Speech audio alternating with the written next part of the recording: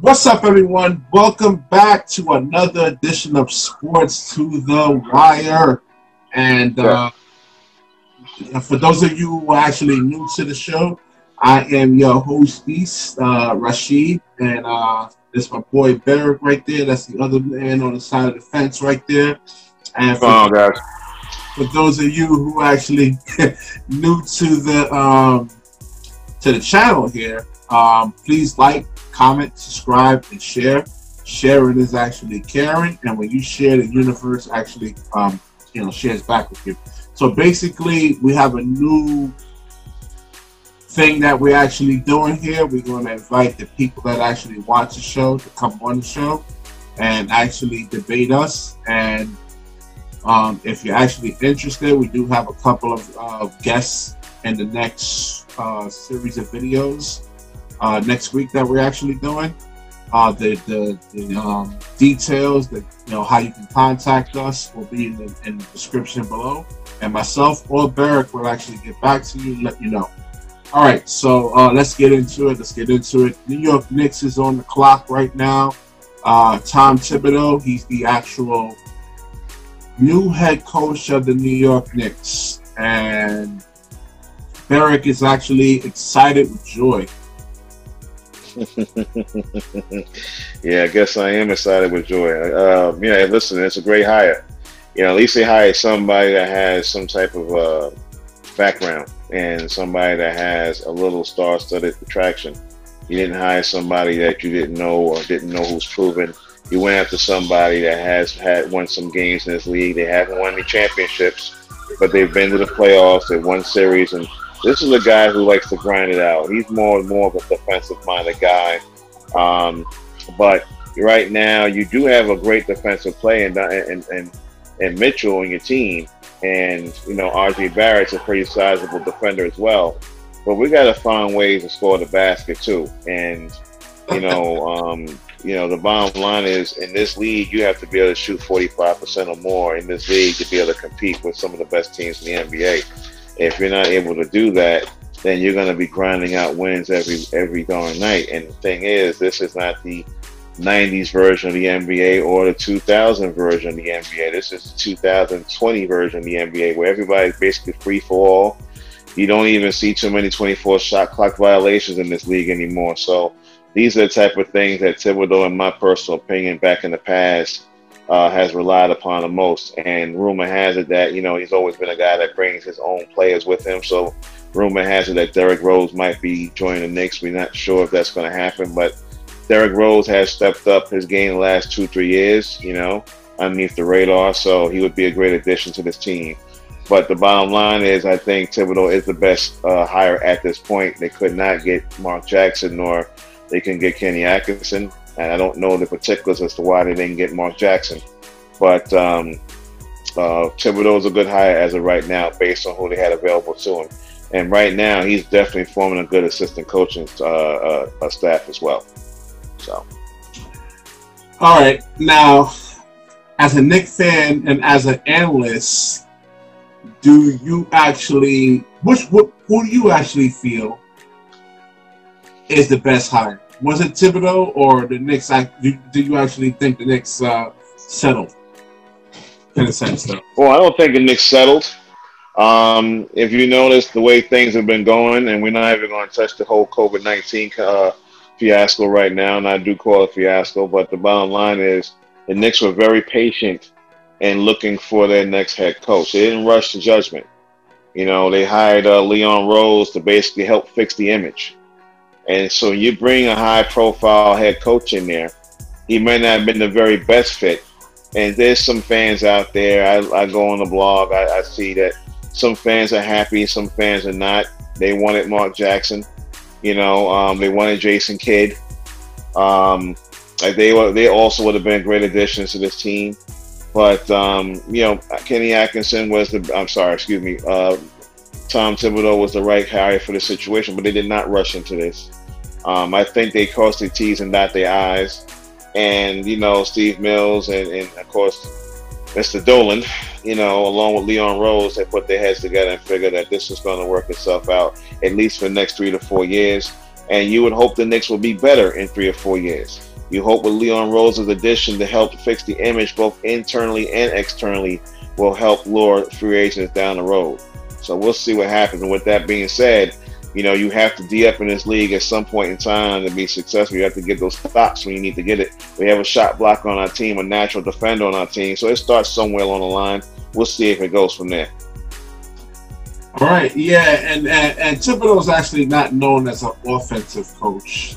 He's more defensive-minded, like you were actually alluding to. And I think our players, well, not ours, your players, then yes, as a fan, that guys actually need offensive help here. Frank Ntilikina, as a matter of fact, he actually has a confidence issue. I mean, when he goes to France, and he plays much different, much better confidence. And when he actually plays for the Knicks, it's a problem. Right.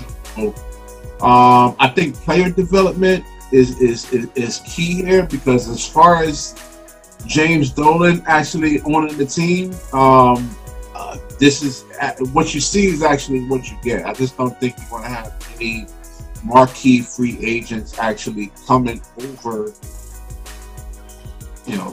to the Knicks anytime soon. So I think maybe they should have went with Kenny Atkinson and for 3 or 4 years, maybe build a culture there. James Dolan actually stays out the way, and because if you actually going to get some, maybe you get an Anthony Davis. Who knows? There's rumors of him actually wanting to come to New York. He actually put up his house in Los Angeles up for sale. So maybe you actually get Anthony Davis. You have to get a point guard that that's going to be able to handle the ball and distribute well. And obviously CP3's name has popped up before the season started, or before they knew they were going to have a restart. So you need to go get that. As far as James Dolan's concerned, I'll say it 1,001 times. This man is not going to give up the biggest gold mine in NBA franchise. This is like I said before, this is a $4.6 billion worth, according to Forbes magazine. This is the most expensive, most lucrative franchise in the NBA. You don't see this man walking away from something like that. So you bring in Leon Rose and you talk about image. I mean, I don't think it'll make any difference who you brought in. Leon Rose is a guy who's an expert in basically fitting out images. So they brought this man in to help run things and straighten out the image. So it wouldn't have mattered who you hired. The image is it's really James Dolan. Well, Dolan's the problem, but that's why you bring in Leon Rose. But this is a way. But this to me tells me that you're not stupid now, right? That's really an insult to my intelligence. In what way? Because we know who the problem is. We know who's actually. Well, we know who the problem. We know who's actually stymieing the Knicks right now, and it's not. It's not Madison Square Garden. It's a beautiful building. It's in Midtown Manhattan. Great restaurants. Empire State Building in the background. I mean, next to a beautiful former post office now. I think they sold that off. So it's in a great area. They got Tom Thibodeau. You got the image. I think the main problem is James Dolan. Yeah, but he's not going to sell a $4.6 billion worth. Let's make sure we're clear about that. And as far as anything else, listen, the man's not going away. At least by bringing in Rose, he's saying one thing: I'm going to step back. I'm going to step back and let you run this. I'm not giving the team up, but I'm going to step back and let you run this. I admit that I have an image issue. I admit that I'm sitting around saying that my way of going about things with the Charles Oakley fiasco, with the Spike Lee fiasco, I know that things are not looking good. So I'm going to bring somebody in to try to clean things up. And I'm going to step back a step or two and let you do things that's going to help straighten out the image. But this man's not walking away from NBA's most, wealthiest franchise. It's not going to do it.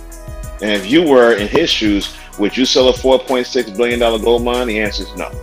So the bottom line is he is going to be a valuation actually keeps going up. So we're going to wrap this up in a minute or two. So your thoughts on Mark Jackson? Was that a mistake? My personal opinion is I would love to have seen Mark Jackson get the job. His name has popped up numerous times because we know what he did in Golden State. And he had the players there that brought into what was going on. But of course, he had a beef with management, and that usually gets you exiled, excommunicated, if you will. But the bottom line is I do think he would have been the best hire for the New York culture. We're talking about culture. We're talking about image. So when you bring and player development too. He developed Steph Curry, Draymond Green, and these guys. Yeah, he basically helped bring him up there, and I think he would have done a great job in this situation as well. But the Knicks situation is luring free agents over here. The Knicks situation is not necessarily just wins and losses. It's all about the way that this franchise is looking. Back in the 90s, what was the Knicks all about? Grind and grind. It's the New York style way. They played defense. They battled hard. And that was the image back then. And even then, if you think about it, free agency was not as loose then in the 90s as it is now, but you didn't attract major free agents back then either. You know, the Knicks brought in quality players from D leagues like Anthony Mason and John Starks. These guys took off and flourished. They weren't major free agent signings. These guys came out of nowhere. All right. So even back then, if you look at it, what major free agents signed the Knicks had then? They didn't have it, yet they were winning. So I don't know if they're behind on that. This is a different kind of NBA now, but the bottom line is, if you want to lure people over here, then you're going to have to hire people who know how to change the image. You're admitting two things. One, I cannot run this team by myself. I cannot do it the way I did it before. It's not working. Can you please make me look a little bit better for the fans? Yes, I can do that. So I'm hiring Leon Rose. Bottom line, that's what he's stuck. That's what he's telling me. That's what he's telling the other Knicks fan. But as far as I'm concerned, you're going to do something. If you're thinking that the best way to win is to lure free agents here, then go ahead and do it. But it doesn't always guarantee championships. But if you think it's going to help, go at it. My thing is develop your young players, build from within, let these guys become a cohesive unit through the next couple of years, let them feed off of one another, and see if that works. I don't understand why we can't go the old-fashioned way, but we'll see what happens moving forward. Well said. Well said. We're going to wrap this up. We'll wrap this up. Once again, if you're new to the channel, like, subscribe, comment, share it. Sharing is actually caring. Sharing is caring. Now, peace out.